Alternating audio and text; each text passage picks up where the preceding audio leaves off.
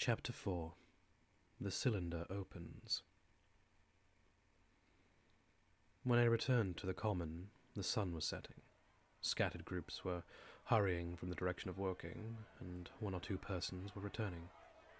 The crowd about the pit had increased, and stood out black against the lemon yellow of the sky. A couple of 100 people, perhaps. There were raised voices, and some sort of struggle appeared to be going on about the pit. Strange imaginings passed through my mind. As I drew nearer, I heard Stent's voice. "Keep back! Keep back!" A boy came running towards me. "It's a moving," he said to me as he passed. "A screwing and a screwing out." "I don't like it. I'm a-going out, I am." I went on to the crowd. There were really, I should think, 200 or 300 people, elbowing and jostling one another. The one or two ladies there being by no means the least active. "He's fallen into the pit!" cried someone. "Keep back!" said several. The crowd swayed a little, and I elbowed my way through. Everyone seemed greatly excited. I heard a peculiar humming sound from the pit. "I say," said Ogilvy, "help keep those idiots back! We don't know what's in the confounded thing, you know." I saw a young man, a shop assistant in Woking, I believe he was, standing on the cylinder and trying to scramble out of the hole again. The crowd had pushed him in. The end of the cylinder was being screwed out from within. Nearly 2 feet of shining screw projected.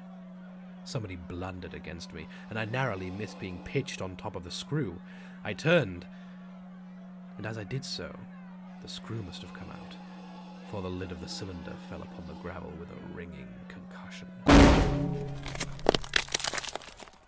I stuck my elbow into the person behind me and turned my head towards the thing again. For a moment, that circular cavity seemed perfectly black. I had the sunset in my eyes.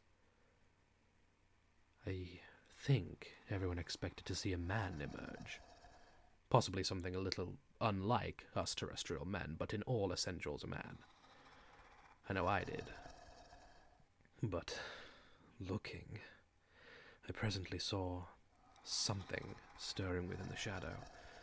Greyish, billowy movements, one above another, and then 2 luminous discs like eyes, then something resembling a little grey snake about the thickness of a walking stick, coiled up out of the writhing middle and wriggled in the air towards me. And then another. A sudden chill came over me. There was a loud shriek from a woman behind. I half turned, keeping my eyes fixed upon the cylinder still, from which other tentacles were now projecting, and began pushing my way back from the edge of the pit. I saw astonishment giving place to horror on the faces of the people about me. I heard inarticulate exclamations on all sides. There was a general movement backwards. I saw the shopman struggling still on the edge of the pit. I found myself alone, and saw the people on the other side of the pit running off, Stent among them. I looked again at the cylinder, and ungovernable terror gripped me. I stood, petrified and staring.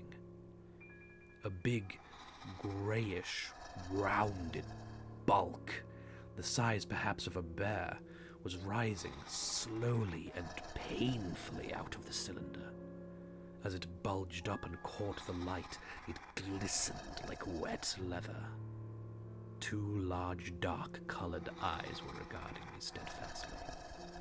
The mass that framed them, the head of the thing, was rounded and had, one might say, a face.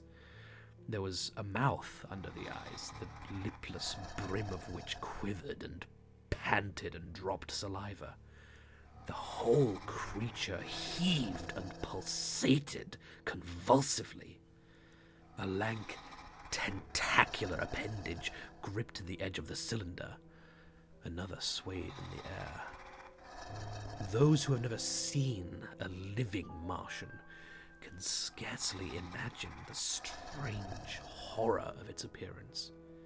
The peculiar V-shaped mouth with its pointed upper lip, the absence of brow ridges, the absence of a chin beneath the wedge-like lower lip, the incessant quivering of its mouth, the gorgon groups of tentacles, the tumultuous breathing of the lungs in a strange atmosphere, the evident heaviness and painfulness of movement due to the greater gravitational energy of Earth. Above all, the extraordinary intensity of the immense eyes were at once vital, intense, inhuman, crippled, and monstrous. There was something fungoid in the oily brown skin, something in the clumsy deliberation of the tedious movements, unspeakably nasty. Even at this first encounter, this first glimpse, I was overcome with disgust and dread. Suddenly the monster vanished. It had toppled over the brim of the cylinder and fallen to the pit, with a thud like the fall of a great mass of leather.